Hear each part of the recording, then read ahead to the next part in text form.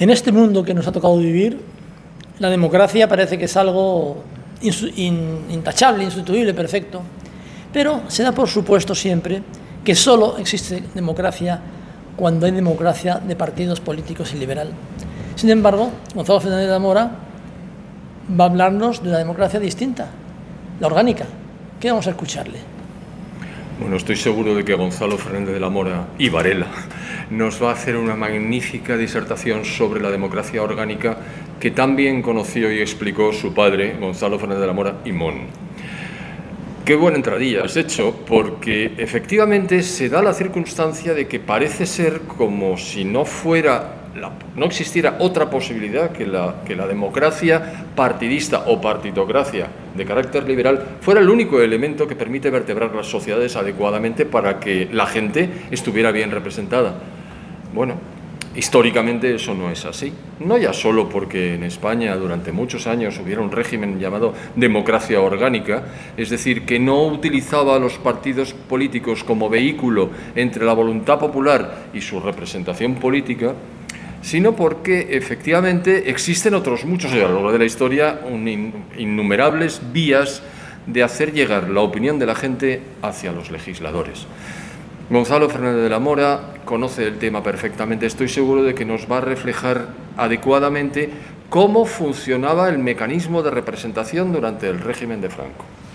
¿Por qué? Pues porque no había partidos políticos. Caray, entonces, ¿cómo se hacía? Pues nos lo va a explicar y no digo más. Muy bien, pues dado que los partidos políticos son de las instituciones peor valoradas por la sociedad, reviste una importancia enorme esto que estás diciéndonos. Vamos a verle, vamos a escucharle. Vamos a escucharle. Muchas gracias a los organizadores, queridos amigos. Muchas gracias a los asistentes.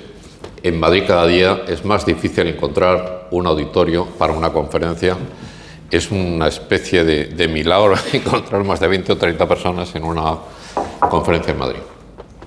Antes de empezar, y al hilo de lo que se ha dicho antes que yo, hay un libro fantástico del hijo de González Bueno, que existe todavía, la Fundación Francisco Franco, entre otras cosas, lo tiene en depósito, pero supongo que las librerías también lo habrá, donde describe en detalle la gestación y el nacimiento del Foro del Trabajo. Es un libro que yo encuentro verdaderamente maravilloso, porque González Bueno cuenta el encargo que le transmitió Francisco Franco y el proceso a través del cual lo articula. Y en segundo lugar, quiero hacer notar que hay una obra maravillosa escrita sobre la España de Franco por José Ramón Ferrandiz, que ha tenido la gentileza de invitarme, que se está vendiendo, por lo que me dicen, como churros, ya va por la tercera edición, y que en mi opinión es la obra más importante, no en tanto que nuevos descubrimientos, porque claro, han pasado muchísimos años y ya prácticamente todo lo que se podía decir se ha dicho, pero yo creo que es una recensión de los aspectos más importantes, una síntesis de lo que fue la España de Franco. Es un libro que recomiendo encarecidamente. Para aquellos que habéis tenido la mala suerte de asistir al acto del sábado pasado, organizado por Lo de Trento, pues la conferencia que voy a dar se parece muchísimo a la que di en ese acto hace 2 días, porque claro, el tema es el mismo, la democracia orgánica. ¿Qué es la democracia orgánica? Mi padre escribió un libro bastante técnico que se llama Los teóricos izquierdistas de la democracia orgánica, que es la base de la conferencia que les voy a dar ahora mismo. La primera introducción, es decir, ¿por qué resulta que la democracia orgánica en los últimos 50, 60, 80 años en el mundo está maldita? Que es prácticamente imposible encontrar. He hecho una recopilación de la Wikipedia y es prácticamente imposible encontrar ni en francés ni en inglés un artículo positivo sobre la democracia orgánica. Eso es una cosa verdaderamente sorprendente, porque la democracia orgánica, a lo largo de la historia, ya hemos comentado que empezó con Platón,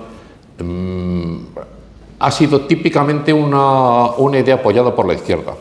En el caso español fue introducido por la institución de enseñanza, que como sabéis es lo más granado del pensamiento liberal español del siglo XIX. ¿Qué es lo que ha ocurrido? Pues lo que ha ocurrido es sencillamente la Segunda Guerra Mundial. La Segunda Guerra Mundial, como todos sabéis, fue ganada esencialmente, luego siempre hay actores menores, por la alianza entre Roosevelt y Stalin. Entonces la propaganda occidental intentó justificar esa alianza, cuyo único objetivo naturalmente era la derrota de Alemania, intentó justificarla sobre una serie de principios morales. Al principio se habló mucho de la lucha por la libertad. Por ejemplo, cuando el Ejército Rojo entró en Polonia, se habló de la liberación de Polonia. Pero claro, enseguida ese, digamos, artificio, esa fábula, era imposible de mantener. Y entonces la parte, digamos, democrática de los aliados de la Segunda Guerra Mundial dijo, pero bueno, esta alianza tenemos que contar a nuestra población que es una cosa positiva. ¿Y qué es lo que tiene de positivo? Pues naturalmente no la lucha por la libertad, eso ya era imposible mantenerlo. Y entonces hubo que reducirlo a la victoria sobre el fascismo. Hemos vencido al fascismo. La alianza tiene por objeto vencer al fascismo. Y como era muy difícil definir el fascismo, porque claro, la diferencia entre el Tercer Reich y la Italia de Mussolini, por ejemplo, pues era enorme en casi todos los aspectos, era muy difícil, porque claro, el racismo, pues no, usted, el racismo no, la raza no. Se acordó que el único común denominador que se podía definir del fascismo es que era corporativista. Y entonces la lucha de la Segunda Guerra Mundial era la lucha contra el fascismo, es decir, la lucha contra el corporativismo, y por lo tanto la democracia orgánica que quedó condenada al vituperio. Pero ese periodo histórico, digamos desde el final de la Segunda Guerra Mundial hasta la fecha, no representa la realidad. Es decir, la democracia orgánica no es una creación, ni mucho menos, del Tercer Reich o de Mussolini o de Franco o de Salazar, sino que es una idea antiquísima que ahora intentaremos explicar y citar un poco de su historia. Y que hasta ese mismo momento, es decir, hasta el final de la guerra, era una idea fundamentalmente definida por la izquierda. En el mundo moderno, los creadores de la democracia orgánica fueron los idealistas alemanes y muy especialmente Hegel. A continuación, Krause y Enrique Arens. En España, la idea de la democracia orgánica entró a través de la institución de enseñanza, como ya hemos dicho, y muy fundamentalmente a través de los libros de Arens. Los principales defensores, vamos a decir una serie de ideas sobre ellos, han sido primero Enrique Arens, luego Salmerón, que fue presidente de la Primera República Española, Besteiro, socialista conocido, y Maeztu. Salmerón es una figura importante porque fue el primer hombre de la institución libre de enseñanza que alcanzó el poder y que por lo tanto pudo ser capaz, o por lo menos no fue capaz, en realidad fracasó, pero que intentó llevar sus ideas a la práctica, y ahí vemos que la constitución que propuso Salmerón, que no consiguió llevar a efecto, era una constitución muy fundamentalmente orgánica. Por cierto, el nombre de democracia orgánica en España, el primero que lo utiliza es Fernando de los Ríos. Estamos hablando del siglo XVII, que fue, como todos sabéis, ministro socialista de la Segunda República. Os voy a contar muy brevemente unas pequeñas frases de una de las personas que hemos citado. En el caso de Arens, esto es una idea textual. Arens defendía un bicameralismo, es igual que el sistema del régimen actual, es decir, hay una cámara alta o senado y una cámara baja o parlamento. La segunda cámara, él habla primero de la primera cámara, pero hablamos de la segunda, que es la que es orgánica. La segunda cámara estará compuesta por los representantes nombrados por cada sector cultural o de intereses. De este modo, y esto es una cita textual, cada persona ejercerá dos veces el derecho de elección, una en cuanto pertenece a una familia, a un municipio y una provincia, y otra en cuanto forma parte de un orden de trabajo o de cultura social. Este es uno de los orígenes de la democracia orgánica, es decir, que Las personas se integran en la sociedad a través de una serie de esferas que son distintas y eso les da derecho, por así decir, a votar en cada una de esas áreas. Estamos hablando de Arenys. El primer intento de implementar la democracia orgánica en España fue el de Salmerón. Os voy a citar la propuesta de constitución que hizo Salmerón en tanto que presidente de la Primera República. Tendrán representación los municipios, la agricultura, el comercio, la marina mercante donde lo hubiere, las instituciones científicas, los artistas, las iglesias y cualquier otras funciones sociales o organismos de ellas que reúnan las condiciones establecidas por la ley. Según la base 24, es decir, lo siguiente, el poder legislativo de la nación será ejercido por las Cortes, que se compondrán del Congreso Nacional, representación de la totalidad del Estado, y de la Asamblea Federal, representación de todos los organismos políticos y sociales en la forma determinada para las asambleas de los cantones. Es decir, es también un Estado bicameral, exactamente igual que el que proponía Arenys, en el cual la Cámara Alta es una asamblea orgánica. ¿Qué decía Besteiro? Hemos pasado prácticamente 100 años. Es un discurso de Gijón.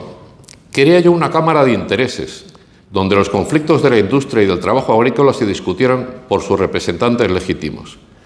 Quería una cámara en la cual estuvieran representados todos los elementos del trabajo nacional. Esta es una de mis discrepancias que más me aleja ideológicamente, de muchos de mis camaradas. Es decir, en la Segunda República se debatió la instauración de una Cámara Alta, de un Senado orgánico. La propuesta fue derrotada, pero tuvo bastantes votos, y uno de ellos, claro, el de Besteiro. No me acuerdo ya de toda la votación, creo que fue 100 a 150, una cosa de esas, pero no estuvo lejos de ser aprobado. Por la derecha, la defensa de la democracia orgánica empezó muy tarde. El primero fue Vázquez de Mella, estamos hablando a finales del siglo XIX, y la persona que lo defendió con más ahínco fue probablemente Ramiro de Maeztu. ¿Quién, perdón? Ramiro de Maeztu. Ramiro de Maeztu. La solución de Maeztu, relativamente parecida a muchas de las que hemos visto antes, es un sistema bicameral, cito textualmente, en que una de las cámaras, nombrada por sufragio universal, represente el principio liberal de la nación, una e indivisible, y cuya misión consistiera principalmente en mantener los derechos del hombre. La otra cámara, la Cámara Alta, en cambio, representaría el hecho gremial, las clases sociales, la agricultura y la ganadería, el comercio y la industria, la minería y los medios de transporte, la universidad y la escuela, la defensa nacional y la sanidad, el capital, el trabajo y la burocracia. Es decir, visto desde un punto de vista histórico, la democracia orgánica es un concepto, los griegos hablan ya de ello, la famosa ciudad ideal de Platón, pero esencialmente desarrollado en los últimos 200 años, que ha tenido muchas configuraciones, bueno, lo mismo pasa con la democracia de partidos, pero que esencialmente su objetivo es que la representación no sea de forma de un hombre y un voto, sino a través de las instituciones naturales del hombre. Ejemplos españoles. Ya hemos hablado de dos intentos de constitución orgánica que fracasaron, el de Salmerón y el de la Segunda República. Pero hay uno muy importante que no solo ha triunfado, sino que está representado en la constitución más larga de la historia de España, que es la Constitución de Cánovas, la de 1876. Es una cosa que no se cita prácticamente en ningún sitio. De hecho, el Gobierno ha hablado multitud de veces de la democracia española en el siglo XIX y no ha citado jamás, no me refiero a este Gobierno, sino a ninguno del actual régimen, que se trató de una Constitución con dos cámaras con igual poder. Es decir, para que una ley fuera aprobada, tenía que ser aprobada tanto por la Cámara Baja como por la Cámara Alta, y que la Cámara Alta era orgánica, al 100%. El Senado, en la Constitución de 1876, estaba formado por mitades, por personas de derecho propio y nombradas por el rey, y la otra mitad por las corporaciones. No tengo exactamente el detalle de cómo se nombraba, pero es muy similar a todo lo que me lo está viendo hasta ahora. Es decir, los capitanes generales, arzobispos, rectores de universidad, presidentes de academias, cámaras de comercio. Era una representación amplísima de todo lo que podíamos llamar las fuerzas vivas de la España de la época. Ley Orgánica del Estado, que ha presentado Javier maravillosamente y que en buena parte fue escrita por mi padre, Pablo Perrodón. Mi padre cuenta en sus memorias la emoción enorme que sintió, porque claro, estaba presente en las Cortes cuando Franco presentó la ley, y en su discurso de presentación había fragmentos enteros escritos por él, porque parte de la ley que le había presentado le habían sometido a Franco en una parte de su discurso. Y dice, es la emoción enorme de haber repetido por el jefe del Estado una serie de ideas de las que había podido convencer al cabo de los años. En la Ley Orgánica del Estado, las Cortes se articulan como una Cámara Orgánica. Es un cambio muy importante respecto a todas las demás ideas que hemos visto hasta ahora, que todas ellas estaban basadas en una estructura bicameral. Una de ellas por sufragio universal y una segunda orgánica. En el caso de las Cortes de la España de Franco, no había nada más que uno, y estaba formada orgánicamente, esencialmente. En primer lugar, los sindicatos, que eran los que tenían una representación mayor, 150 diputados. Y tenía una característica que se ha perdido completamente, es que los sindicatos estaban divididos en tres, por eso son 150, 50 para cada uno de los tercios, perdón, que eran los trabajadores, los técnicos y los empresarios. Es decir, no es como la estructura corporativa actual de España, en que está dividido en trabajadores por un lado y empresarios por el otro. Aquí había tres partes, porque claro, en la España de Franco se valoraba mucho la capacidad técnica y se consideraba que los técnicos tenían que tener una fuerza por lo menos igual a la de los empresarios y los trabajadores, y de alguna manera era una capa intermedia entre los dos que facilitaba los acuerdos. Luego había 2 diputados por provincia y luego una serie el tercio familiar, que también ha introducido Andrés Javier. Bueno, es muy interesante, por cierto, has citado el tema del voto femenino. Es una pequeña digresión que no tiene nada que ver con la democracia orgánica, pero en fin, por situarnos, porque es un tema del cual hay una confusión enorme. El voto femenino en España fue introducido no por la Segunda República, como se dice siempre, sino por el general Primo de Rivera. Es decir, las primeras elecciones, que eran elecciones locales, ayuntamientos, en las que se permite el voto de la mujer, fueron las de Primo de Rivera. En la España de Franco, el voto se ejercía por los cabezas de familia y mujeres casadas. Pero claro, hay que entender lo que significa de cabeza de familia, porque parece que ahí hay una diferencia. El cabeza de familia es aquel que ya no vive, digamos, bajo el mismo techo que otro cabeza de familia. Es decir, los hijos, en cuanto que se emancipan, a partir de los 21 años, si viven en una casa diferente, son cabeza de familia. Igual si son hombres que si son mujeres.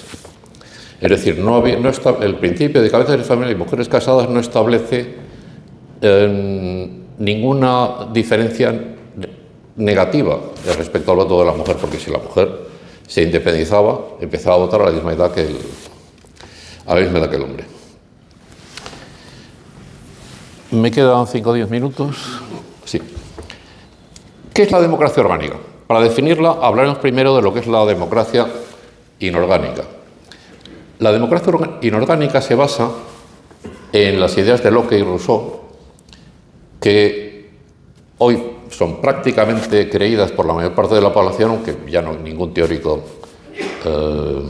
de derecho constitucional cree en ellas, es puramente una fábula, una leyenda. La teoría es que el hombre nace libre e independiente y de forma voluntaria llega a lo que se llama el contacto social. Es decir, negocia con el resto de la población, que son también libres e independientes, y entre todos ellos deciden poner en marcha un Estado que haga una serie de leyes y unos policías y tal que les coarten, porque piensan que eso tiene más ventajas para ellos que el no firmar ese contacto social. Naturalmente, esta teoría es completamente disparatada. Todos nacemos, incluso en fin el hombre del Paleolítico, en una tribu con una serie de costumbres y principios que hacen que desde que naces estés ya inmerso en un orden jurídico que tú recibes. Y no se trata de que tú pactes con nadie ese orden jurídico, sino que es recibido. Lo que puedes hacer naturalmente es cambiarlo. Y se cambia de múltiples maneras, pero normalmente mediante un cambio, digamos, evolutivo, lento. ¿Cuál es el principio de la democracia orgánica? Desde su creación. La democracia orgánica afirma exactamente lo contrario. El hombre no nace libre, no nace independiente, sino que nace inmerso en una familia, en una comunidad, en un barrio, en una ciudad del cual recibe casi todo. La lengua, la formación, las limitaciones, el concepto moral, lo que está bien, lo que está mal. Y todo eso que va recibiendo lo recibe en una serie de círculos concéntricos. Es decir, recibe más de la familia, luego recibe de los siguientes círculos de los que se integra, típicamente el barrio, la provincia, la nación y el mundo. Y cuando empieza a trabajar, se integra también de una manera que puede ser muy diferente en un entorno distinto, que no tiene por qué ver con el entorno familiar, que es el entorno de su trabajo. Y la persona, típicamente, lo que conoce realmente bien a lo largo de su vida son esas áreas de influencia que le rodean, que su familia, su ciudad, su provincia, su nación y la profesión en la que está inmerso. Del resto del mundo no sabe casi nada. Lee, le cuentan, pero realmente de lo que sabe es de eso. La democracia orgánica piensa, por lo tanto, que la representación se debe hacer en toda la medida de lo posible basándose en las áreas que el hombre conoce y en las cuales puede ejercer un juicio mucho más sereno y mucho más realista de quién es la persona que le puede representar de la mejor manera posible. ¿Cuáles son las ventajas básicas de la democracia orgánica? Son múltiples, esbozaremos 2 o 3. La primera es que los procuradores o los diputados elegidos por métodos orgánicos no están sometidos a la obediencia de partido. ¿Qué es lo que votan los diputados del PP o del PSOE? No lo que ellos quieren, no lo que piensan, sino lo que les manda el jefe de partido, implacablemente. El que no lo hace automáticamente desaparece en las tinieblas exteriores. Los diputados orgánicos no tienen esa obligación. Están solamente obligados a sus electores. Aquellos que son de Soria, si el diputado elegido por Soria, sin estar elegido a un partido, se le ocurre votar en contra de los intereses de Soria, es probablemente imposible que pueda volver a ser elegido. Lo mismo pasa en la esfera profesional. Si tú eres agricultor, eres médico, eres tal, pues tu primera obligación es defender aquello, el mundo en el que estás, el mundo que estás inmerso, que es el de tus compañeros. Segunda ventaja, el diputado orgánico conoce perfectamente los temas de los que trata. El que es de Soria, porque es de Soria, ha vivido allí toda su vida. El que es médico, porque es médico, conoce su profesión. El que es agricultor, así sucesivamente. La inmensa mayoría de las cortes, de las leyes que se votan en cortes, se votan y se discuten por personas que no tienen ni la menor idea del tema del que están hablando. Y lo digo literalmente porque he conocido a muchos diputados. Literalmente ni la menor idea. Recuerdo algunos contarme, bueno, estábamos discutiendo las leyes, por ejemplo, de la quiebra. ¿Cómo se organiza la quiebra de una empresa? Y dice, es que son cosas, chico, que es que no entiendes ni lo que te están diciendo. Por mucho que te bronca. Entonces, al final, ¿qué votas? El jefe de partido te dice, si no, pon esto. En fin, es una cosa verdaderamente que para el que lo conoce desde dentro es terrorífica. En la democracia orgánica se consigue evitar ese problema. Y hay una tercera ventaja. La democracia orgánica es una representación de intereses, esencialmente. No está dividida por fracturas ideológicas. La ventaja de la representación de intereses es que facilita el pacto. Puedo llegar hasta aquí, puedo llegar aquí, nos conviene, hombre, sería mejor, pero al final, como a todo el mundo le conviene que la ley salga, se llega a un pacto. En cambio, cuando hay diferencias ideológicas, ocurre pues lo que está ocurriendo en este momento en la mayor parte de Europa, es decir, las incapacidades de los parlamentos de aprobar ninguna ley, ni siquiera la más elemental como los presupuestos, porque las diferencias ideológicas impiden llegar a un acuerdo que en caso de llegar a él sería beneficioso para todos. Y termino ya, supongo que con gran alegría por parte de la mayoría de los presentes. ¿Qué futuro le espera a la democracia orgánica? En primer lugar, hay una nota negativa importantísima, que es que el contexto ideológico surgido de la Segunda Guerra Mundial sigue vigente, es decir, la lucha contra el fascismo. Eso define todavía multitud de cosas, para empezar, lo que llaman el cordón sanitario contra las fuerzas que podríamos decir de derecha en Europa. Es una tradición que se remonta al año 45 y que sigue absolutamente vigente. Hace 2 días o 3 hemos tenido el acto verdaderamente milagroso del discurso de Vance, en el cual dice, mire usted, la democracia está por encima de los cordones sanitarios.